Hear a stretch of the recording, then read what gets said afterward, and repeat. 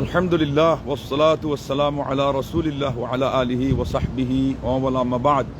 সম্মানিত দর্শক শ্রোতা, আজকে আপনাদের সামনে আল্লাহ রাব্বুল আলামিনের চরম এবং পরম শত্রু, সবচেয়ে বেশি স্পর্ধা যারা আল্লাহকেই দেখিয়েছে, আল্লাহকে পর্যন্ত গালমন্দ করেছে, বলেছে ইয়াদুল্লাহি মাগলুলা, আল্লাহর হাত নাকি বাধা আছে।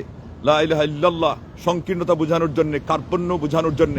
কাতালাতুল আম্বিয়া, যারা আল্লাহর নবীগণকে হত্যাকারী হিসাবে চিহ্নিত মহাগ্রন্থ আল কোরআন কারীমের মধ্যে। এর আগে আল্লাহ বলছেন যে ইয়াকফুরুনা বিআয়াতিল্লাহ, তারা আল্লাহর আয়াতকে কি করে অস্বীকার করে। তারপরে বলেছেন ওয়া কাতলিহিমুল আম্বিয়া বিগাইরি হক ওয়া ইয়াকতুলুনাল আম্বিয়া বিগাইরি হক। একাধিক জায়গায় ওয়া কাতলিহিম, আবার ওয়া ইয়াকতুলুন, তারা হত্যা করত এবং তাদের এই হত্যার যে অপরাধ, দুইভাবেই তাদের সেই সিন মহাগ্রন্থ আল কোরআন কারীমের মধ্যে আল্লাহ পাক রেখে দিয়েছেন। সেটা হলো ইহুদি জাতি। এটা একটা অভিশপ্ত জাতি। আমরা প্রতিটি রাকাতে যেই নামাজে সূরা ফাতিহা পড়ি, তার মধ্যে যে আল্লাহর কাছে যাদের আদর্শ থেকে আশ্রয় চাইতে গিয়ে সর্বপ্রথম যাদের কথা বলি যে গায়রিল মাগদুবি আলাইহিম, আল্লাহ যাদের উপর তোমার গজব হয়েছে, যাদেরকে তুমি ধ্বংস করেছো, এদের পথে তুমি আমাদেরকে পরিচালিত করো না। এই হলো অভিশপ্ত জাতি। অথচ তাদের এই আচরণ এবং তাদের সম্পর্কে আল্লাহ পাক কোরআন কারীমের মধ্যে সূরা মায়েদার ৮২ নম্বর আয়াতে বলেছেন ওয়ালা লাতাজিদান্না আশাদ্দান নাসি আদাওয়াতাল লিল্লাযিনা আমানুল ইয়াহুদ। এরপরে আবার ওয়াল্লাযিনা আশরাকু, এটাও আসছে মুশরিকরা। কিন্তু প্রথমে আল্লাহ কি বলেছেন যে মুমিনদের জন্য সবচেয়ে কঠিন শত্রু এরা হলো ইহুদ সম্প্রদায়। প্রসঙ্গত পরিস্থিতির কারণে অন্যদের কথা এসে যায়। এটা হলো ভিতরের সংশোধনের দায়িত্ব আগে, কিন্তু এছাড়া তারপরে হলো আন্তর্জাতিক পর্যায়ে, সেটা হলো আন্তর্জাতিক অঙ্গনের দায়িত্বশীলদের। সেই জন্য আমাদের এই বিষয়ে কথা অনেক হয়তোবা কম হয়, কিন্তু এর অর্থ এই নয় যে এদেরকে চিহ্নিত করা এবং এদের ব্যাপারে কথা বলা। তাদের সম্পর্কে যেহেতু আজকালকার যুদ্ধই চলতেছে, অসি যুদ্ধ, মসি যুদ্ধ, ইলেকট্রনিক মিডিয়া পার হয়ে, তারপরে প্রিন্ট মিডিয়া পার হয়ে এখন এসে গেছে সোশ্যাল মিডিয়া। এখন তো জয় পরাজয় এখানেই হচ্ছে, তাইলে এখানে তো আলোচনা হওয়া দরকার। এবং যেটা সবচেয়ে বড় শত্রু, যেটাকে আল্লাহ পাক নাম ধরে আখ্যায়িত করেছেন, সেটাকে চিহ্নিত করা জাতির সামনে, এটা আমাদের সকল স্কলারেরই প্রয়োজন। সংক্ষিপ্ত পরিসরে এত কিছু বলা হয় না, আর জটিল বিষয় এই কম সময়ের মধ্যে নিলে তারপরে কথা গুছানো যায় না, এলোমেলো হয়ে যায়। তো যাই হোক, এই হলো সংক্ষিপ্ত ব্যাকগ্রাউন্ড এদের। আল্লাহ রাব্বুল আলামিন এদের কথা বলতে বলতে শেষে আল ইমরানের ১১২ নম্বর আয়াতে বলেছেন দুরিবাত আলাইহিমুয যিল্লাহ আইনামা সুকিফু ইল্লা বিহাবলিম মিনাল্লাহি ওয়া হাবলিম মিনান নাস ওয়া বাউ বিগদাবিম মিনাল্লাহ ওয়া দুরিবাত আলাইহিমুল মাসকানা। আল্লাহু আকবার। প্রথমে আল্লাহ বলে দিলেন যে এদের উপরে সেটে দেওয়া হয়েছে, দুরিবাত এঁটে দেওয়া হয়েছে, একেবারে অবধারিত করে দেওয়া হয়েছে যে ওরা অপদস্থ একটা জাতি, এদের অপমান ছাড়া কোনো বাঁচার উপায় নাই। এরপরে বললেন ওবা ও বিগদাবি মিনাল্লাহ, এর আগে কি ইল্লা বিহাবলিম মিনাল্লাহ ওয়া হাবলিম মিনান নাস, আল্লাহর পক্ষ থেকে ওই যে দুনিয়াতে অমীয় বিধান হিসাবে আল্লাহর রশি দিয়ে ওদেরকে লটকাইয়া কোন রকম থাকতে দিবেন। এটা হলো আল্লাহর হিকমত, যে অপরাধীরাও থাকবে এবং তার প্রিয় বান্দারাও থাকবে, উভয়ের মধ্যে পরীক্ষা হবে, তারপরে প্রতিযোগিতায় প্রবৃত্ত হতে করবে, যাতে করে তারা আল্লাহর ইবাদত বন্দেগী যে উদ্দেশ্যে তিনি এই দুনিয়াতে সৃষ্টি করেছে এটা করে কি করে না। এটা যদি না করে তাহলে তাদের হাসর কি হবে, সেটাই বোঝানোর জন্য বলা হয়েছিল যে ওদের মুসলমান নাম দিয়ে যদি এটা না করে তার হাসর এটা হবে। বলতে গিয়ে ওই দিন শব্দটা বলে দেওয়া হয়েছিল, যেটা আসলেই ওইভাবে বলা সঠিক নয়। জটিল মাসআলা বলতে হলে আগে বলতে হবে যে তওবা করে যদি না মারা যায়, তারপরে বলতে হবে নাম ধরে বলাটা হয় না।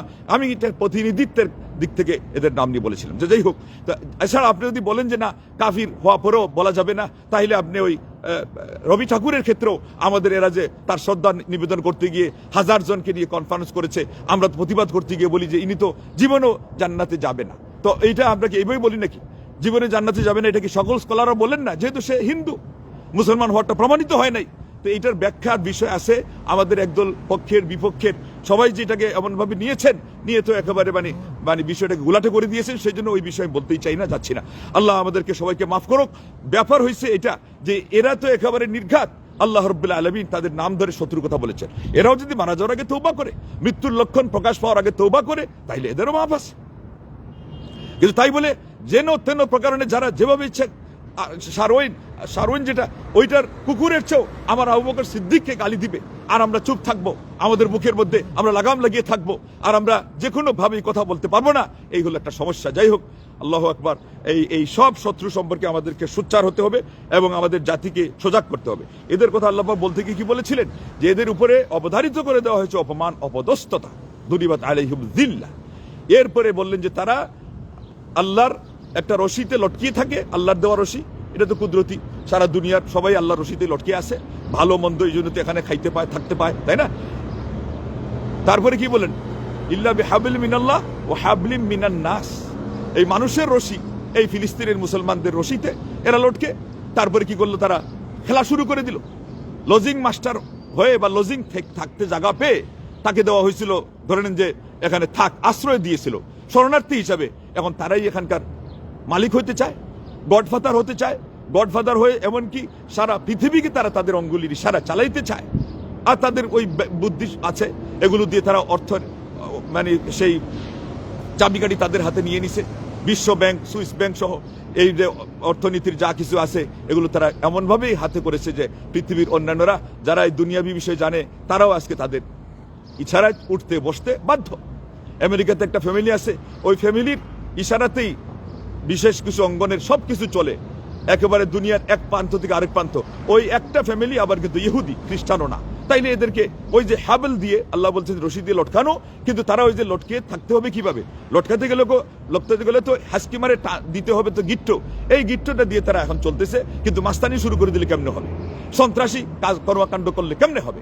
এমন অবস্থায় তো সারা পৃথিবীর সকল মানুষকে মানবতার খাতিরে এদেরকে দমন করার জন্য সবাইকে ঐক্যবদ্ধ হতে হবে। এই যুদ্ধের দামামা বিশেষ মহৎ উদ্দেশ্য ছাড়া কারা বাধায়? এরা হলো শত্রুরা, সারা মানবতার শত্রু, পৃথিবীর শত্রু। এই জন্য আল্লাহ পাক বলছেন, কুল্লামা আওকাদু নারাল লিল হারবি আতফাআহা আল্লাহ। তারা যখন যুদ্ধের অগ্নি প্রজ্বলিত করে, আল্লাহ সেটাকে নির্বাপিত করে। যুদ্ধ এটা আল্লাহ রাব্বুল আলামিন পশ্চিমকালও চান না, কারণ এতে ধ্বংসলীলা হয়। আর আজকাল এগুলো হলো সব একেবারে ক্ষেপণাস্ত্র, এগুলো বিষাক্ত জিনিস, এগুলোর মাধ্যমে সব কিছু নষ্ট হয়ে যায়, লণ্ডভণ্ড হয়ে যায়, এমনকি প্রজনন ক্ষমতা মানুষেরও কমে যায়। আল্লাহর যে সৃষ্টি, যে প্রাকৃতিক সেই শস্যাদি গাছ বৃক্ষরাজি, এগুলোর পর্যন্ত বংশ পর্যন্ত শেষ হয়ে যায়। তো এটা কে চায়? অথচ এই জাতির একটা অহমিকা হলো যে তারা নাকি নাহনু আবনাউল্লাহি ওয়া আহিব্বাউ, আমরাই আল্লাহর সন্তান, আমরাই আল্লাহর প্রিয়, শাবুল্লাহিল মুখতার। তারা নাকি আল্লাহর নির্বাচিত, তারা জাতি। লা ইলাহা ইল্লাল্লাহ। আল্লাহ পাক বলছেন, তিলকা আমানিয়ুহুম, এটা হলো তাদের আস্ফালন, তাদের ভুয়া স্বপ্ন। আল্লাহ পাক এটা বলে আরেক জায়গায় চ্যালেঞ্জ করেছেন যে কুল হাতু বুরহানাক, বলো যে তোমরা তোমাদের ডকুমেন্ট নিয়ে আসো, প্রমাণ নিয়ে আসো। প্রমাণ কি নিয়ে আসতে পারবে? কোশ্চিন কালো না, বরং তারা প্রমাণ কিভাবে নিবে? যেদিন তাদের নবী সাল্লাল্লাহু আলাইহি ওয়াসাল্লাম ছিলেন, কিতাব ছিল অক্ষত, সেই দিন তারা ইহুদি ছিল। তাতে তাদের ডেট থাকার কারণে তারা তো আল্লাহর প্রিয় বান্দা হতে পারতো, যারা আল্লাহর ইবাদত করতো তাও অবাধ্য না হয়ে। কিন্তু এখন তাদেরটা ডেট শেষ। এরপরে কিতাবকে তারা নিজেরা বিকৃত করেছে। তাদের ধর্মীয় যাজকরা, গুরুরা, আল্লাহ পাক বলেছেন যে তারা ইয়াকতুবুন আল কিতাব বিআইদিহিম, নিজের হাতে তারা সেই গ্রন্থের মধ্যে তারা সে নকল ঢুকায়। এই পরিমাণ ধোঁকাবাজ, দাগাবাজ তাদের সেই ধর্মীয় এই সমস্ত গুরুগুলো, এই যাজকগুলো। ইয়াকুলুনা আমওয়ালান নাস বিল বাতিল, আল্লাহ বলছেন মানুষের সম্পদ, অর্থ করি এগুলো ভক্ষণ করে বাতিল ভাবে। এই এলা হলো তাদের ধর্মীয় গুরু, যেগুলো ইহুদিদের এই সমস্ত, যাদেরকে দেখেন কালো পট্টি একটা মাথায় দিয়েছে, এই জন্য কালো কালার, এটা হলো অশুভনীয় আমরা বলি ওই দিক থেকে, যেটা হলো ওদের নিদর্শন। এটা আবার শিয়ারা নিয়েছে, এই জন্য আমরা এটা নিষেধ করছি। আমাদের সমাজের কেউ যদি এটা নিয়ে আমরা নিষেধ করি, কারণ এটা হলো তাদের মার্কা হয়ে গেছে, তাদের এটা হলো বেস হয়ে গেছে। এই জন্যে যেমন তাদের ইবাদতের একটা পদ্ধতি হলো এইরকম, সম্মুখ পিছনে ঝুলে এগুলো করা। তো আমরা আমাদের হাফিজে কোরআনদেরকে বলি যে তোমরা এটা করবা না, এটা ইহুদিদের সাথে মিলে যায়। আবার ডাইন বাম, এটা হলো খ্রিস্টানদের, আমরা বলি এটা করবা না, এটা ওদের সাথে মিলে যায়। বরং স্থির থাকো, খুশু আসবে, আল্লাহর জিকির, আল্লাহ বলছেন প্রশান্তি আসে কোরআন তিলাওয়াত দৃঢ়তার সাথে করা। তাইলে তাদের সাথে উঠা বসা, তাদের অঙ্গভঙ্গির সাথে পর্যন্ত আল্লাহু আকবার ইসলামে মানা করা আছে যে এগুলোর সাথে মিল না দেওয়া হয়। এবং এটাকে সামনে রেখে আল্লাহ বলছেন, মান তাশাব্বাহা বিকাউমিন ফাহুয়া মিনহুম। নবী সাল্লাল্লাহু আলাইহি ওয়াসাল্লাম বলেছেন, তাদের সামঞ্জস্য ধারণ করলে তোমরা তাদের মতো হয়ে যাবে। এটা হলো একটা বড় বিষয় ছিল ওই দিনকার চ্যালেঞ্জে, যে আমরা যেহেতু জান্নাতে যাওয়ার আশা রাখি সাহাবাদের সাথে, তাইলে তাদের সাথে আমরা সামঞ্জস্য গ্রহণ করব না এবং তাদের সাথে আমরা যাব না। এই হলো অভিমানের কথা ছিল, হতে গিয়ে সেই ওভারটেক করা শব্দ আসছিল। তাহলে আপনি কি চান? আপনি যদি চান নবিয়িন, সিদ্দিকিন, শুহাদা, সালেহিন তাদের সাথে জান্নাতে যেতে, তাইলে আল্লাহর অধিকারের পরে, আল্লাহর কোরআনের অধিকারের পরে, আল্লাহর দ্বীনের মর্যাদার পরে নবীদের মর্যাদা রক্ষা করতে হবে, সাহাবাদের মর্যাদা রক্ষা করতে হবে। আল্লাহর নবী সাল্লাল্লাহু আলাইহি ওয়াসাল্লাম বলছেন, ইযা যাহারাতিল বিদআ ওয়া সাব্বু আসহাবি ফাল আলিমু ইযহিরু ইলমাহু ফা ইন লাম ইয়াফআল ফাআলাইহি লা'নাতুল্লাহ ওয়াল মালায়েকা ওয়ান নাসি আজমাইন। আমার সাহাবাদের ব্যাপারে নবী সাল্লাল্লাহু আলাইহি ওয়াসাল্লাম বলেছেন, যদি মানুষ গালমন্দ করে আর এদিকে বেদাত প্রকাশ পায়, এমন অবস্থায় আলিমের উচিত তার ইলমকে প্রকাশ করা, মানে প্রতিবাদ করা। আর যদি সে না করে, তাহলে তার উপরে আল্লাহর অভিশাপ, তার উপরে ফেরেশতাদের অভিশাপ এবং সারা পৃথিবীর সমস্ত মানব সমাজের অভিশাপ। এগুলো না করার কারণে আজকে তারা কতটুকু দৌরাত্ম্য পাচ্ছে, তারা আজকে ঠাট্টা মস্কারি করতেছে। তো বলতেছিলাম যে ওরা তো অক্ষত থাকা অবস্থায় ওরা ইহুদি ছিল। এখন সৌদি আরবের গ্র্যান্ড মুফতি, সারা পৃথিবীর মধ্যে শ্রেষ্ঠ আলিম শেখ সালেহ আল ফৌজান হাফিজা বলেছেন, হাফিজাহুল্লাহ, এদেরকে এখন ইহুদি বলাই ঠিক না, এরা ইসরাইল। দেখছেন অবস্থা, আলিমদের ইলম কি পরিমাণ গভীরে গিয়ে পৌঁছাইছে। আপনারা তো ইহুদি বলতেছেন সবসময়, এরা বলছে যে ইহুদি নামের ওরা হকদার না, ইহুদি নাম দিয়ে তারা ওই যে ইহুদি। এরপরে বলতেছে এখন আব্রাহাম চুক্তি দিয়ে ওই যে ইব্রাহিম ওনাকে প্রধান রেখে তারপরে এখন তারা বলতেছে ইহুদি, খ্রিস্ট ধর্ম এবং ইসলাম ধর্ম আরো যত আছে এগুলো সব নাকি একই সেই সামিয়ানার অধীনে, সাউনির অধীনে এসে যাবে এবং এই চুক্তির ভিত্তিতে সারা পৃথিবী চলবে এককভাবে, মানে একভাবে। তো একভাবে যে চলবে, তোমার ইনসাফ কোথায়? তুমি অন্যায়ভাবে শুধু মুসলমানদের নিধন করে যাচ্ছ আর তোমার পক্ষপাতিত্ব করে যাচ্ছ। তোমাদের এখানে যদি জাতিকে জাতি জ্বালিয়ে পুড়ে সার করে দেওয়া হয়, কোনো টু শব্দ নাই। আর ওইদিকে তোমাদের ওখানকার যদি একটা কুকুরকে মারা হয়, তাহলে তোমরা সেটার জন্য বলে যে এটা মাফ করা যাবে না। হ্যাঁ, কাতলু কালবিন ফি গাবাতিন মাসআলাতুন লা তুগতাফার। যদি একজন মানুষ তাদের একটা কুকুরকে মেরে ফেলে, এটাকে ক্ষমা সুন্দর দৃশ্যে দেখা হবে না, এটা অমার্জনীয় অপরাধ। এরপরে ওইদিকে ও কাতলু শাহবিন, আর একটা পুরা জাতিকে মেরে ফেলা, মাসআলাতুন ফিহা নজর, তখন বলে ও আই সি। ওই যে এটাকে ডায়লগ করে আমাদের বক্তারাও বলেছিলেন যে বাংলাতে বলে ও আই সি, মানে আচ্ছা আমি দেখতেছি। আসলে তো ওইটার মিলে যাচ্ছে, ওইটা বলেছে মাসআলাতুন ফিহা নজর। সারা মুসলমানদেরকে পশু কাটা করে অলমোস্ট 2-3 বছরের ভিতরে 50,000 শিশুকে, তাও হাসপাতালে থাকা শিশুদেরকে হত্যা করলো যারা, এই পর্যন্ত অমানসিক কাজ, অমানবিক কাজ। এবং এই জন্য আল্লাহ পাক এদেরকে বলেছেন সবচেয়ে রূঢ়, আসাদুন নাসি আদাওয়া, এরা হলো মুসলমানদের জন্য সবচেয়ে বড় শত্রু এবং এদেরকে হত্যা করলে তাদের গায়ে বাঁধে না। আল্লাহ আকবার। আর এদিকে তাদের একটা কুকুরকে বাঁধলো, সেটার জন্য একেবারে হাঙ্গামা লেগে যায়, সেটার জন্য ট্রাইব্যুনাল বসে যায়। এই যে দেখেন আজকে 1000, এটা যদি সত্য হয়ে থাকে 1000 সংখ্যা হতো বেশ কম হতে পারে, কিন্তু একজন মাকে কাঁদতে দেখলাম, তার মানে জেলবন্দি, এদেরকে তারা এখন উড়িয়ে দিবে। এবং এখানকার সেই ইয়ের সামনে আপনার ইতামার বিন গভীর জাতীয় নিরাপত্তা মন্ত্রী, সে জাতীয় নিরাপত্তা মন্ত্রী বলতেছে আমুত শৌকান, আরবিতে এইভাবে আসছে, আমি অনুবাদ করতেছি। সে বলতেছে যে আমি আনন্দে মরে যাচ্ছি, আনন্দে ফেটে যাচ্ছি। ওই কোন জায়গায় ফাঁসি কাস্টে ওখানে গিয়ে দাঁড়িয়ে যে আজকে আমার হাতে এই লোকগুলোকে কি করা হবে, উড়িয়ে দেওয়া হবে। এটা মানবতা? এটা কোন মানবতা? আর জেলবন্দীদেরকে কোন মানবাধিকারের আইনে যে জেলবন্দি এতদিন পর্যন্ত তাদের ব্যাপারে জেলবন্দি ফয়সালা ছিল, হঠাৎ করে আজকে তাদেরকে হত্যা করতে হবে? তার মানে ওই যে যেখানে তাদের সেই শখ পুরা হয় নাই, তাদের সেই রাগ মিটে নাই, এই তাদের এবং ঝাল মিটাচ্ছে এখন এই অপরাধ, নিরপরাধী মানুষগুলোকে।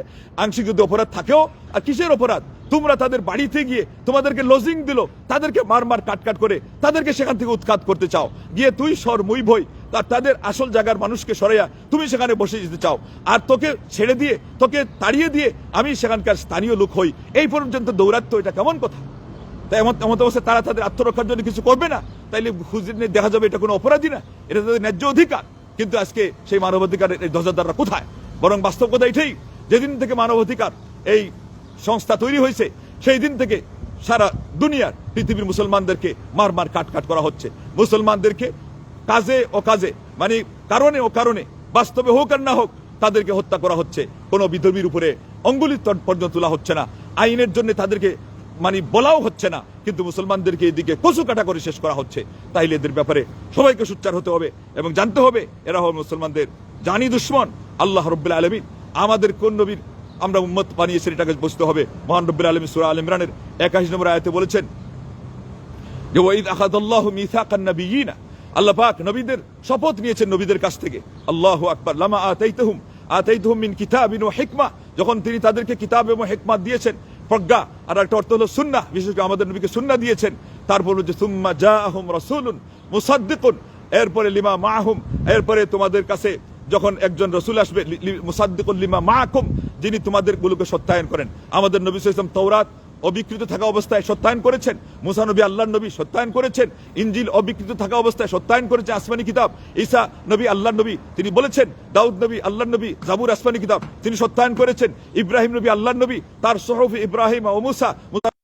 তাহলে পরে আল্লাহ রাব্বুল আলামিন যে ওয়াদা নিয়েছেন যে তাদেরকে লাতুমিনুন্না বিহি ওয়ালা তানসুরুন্না, সকল নবীদেরকে অলমোস্ট 1,00,000 মানে 1.25 লক্ষ নবী রাসূলদেরকে আল্লাহ পাক বলতেছেন লাতুমিনুন্না, দুইটা তাকিদ, অবশ্যই অবশ্যই তোমরা আমার নবীর উপর ঈমান আনবে, ওয়ালা তানসুরুন্না, এবং অবশ্যই আমার নবীকে তোমরা সাহায্য যোগাবে, সহযোগিতা করবে। তার মানে তিনি যে কমপ্লিট কোড অফ লাইফ নিয়ে এসেছেন, এখন তিনি আসার পরে আল্লাহ মুসলিম হাদিসের বলছে লাম ইয়াসমা বি আহাদুম মিন ইহুদিয়্যিন ওয়ালা নাসরানিয়্যিন সুম্মা লাম ইউমিন বিমা জিতু বিহি ইল্লা কানা মিন আসহাবিন নার। সে ইহুদি হোক আর খ্রিস্টান হোক, আমি যে ওহী নিয়ে এসেছি, কোরআন নিয়ে এসেছি, ইসলাম নিয়ে এসেছি, এর উপর যদি ঈমান না আনে নির্ঘাত সে জাহান্নামী হবে।